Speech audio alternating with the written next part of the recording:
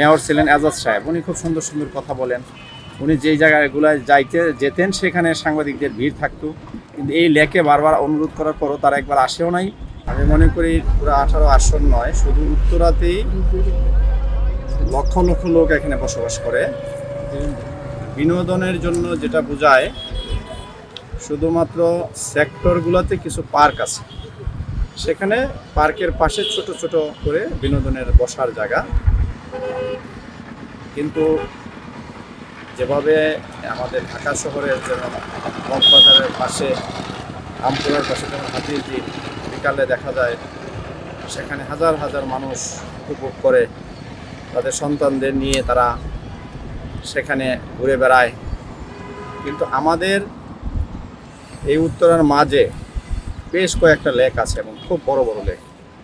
সেই লেকগুলোকে যদি খনন করে একদম পানি ক্লিন করার ব্যবস্থা করে দেওয়া হয়, দুই পাশে বসার ব্যবস্থা করা হয়, তাহলে এলাকার লক্ষ মানুষ তাদের সন্তানদের নিয়ে, ফ্যামিলি পরিবারদের নিয়ে এসে এখানে বসে সেটা উপভোগ করতে পারবে।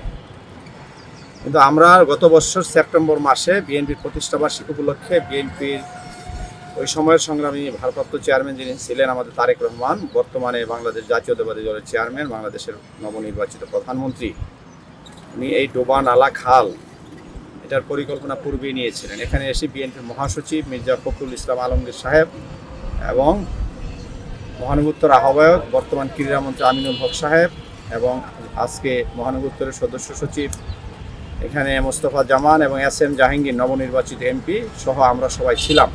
দীর্ঘ 54 দিন কাজ করে আমরা এটার ময়লা প্রায় 4 কিলোর কাছাকাছি ময়লা আবর্জনা পরিষ্কার করে, আপনারা দেখতে পাবেন দুই পাশে ওয়াকওয়ে ছিল, যে ওয়াকওয়েগুলো প্রায় বন্ধ হয়ে গিয়েছিল। আমরা নার্সারি ছিল, বিভিন্ন অবৈধ স্থাপনা ছিল, আমরা তাদের সাথে আলোচনা করে আমরা এগুলা সরিয়েছি। এখন নির্বাচনের দীর্ঘ একটা সময় গ্যাপ যাওয়ার পরে আমরা এই ডোবা এবং এই নালা এসে লক্ষ্য করলাম দুই পাশ থেকে আবার ব্যাপক ময়লা আবর্জনা আবার এখানে বেশ কিছু কিছু জায়গায় জমে গেছে। তো আমরা ঠিক যেখানে দাঁড়িয়ে এখন কথা বলছি, ওইটার হাতে ডান পাশে একটা শিশুদের জন্য আমরা বিনোদন কেন্দ্র গড়ে তুলছি।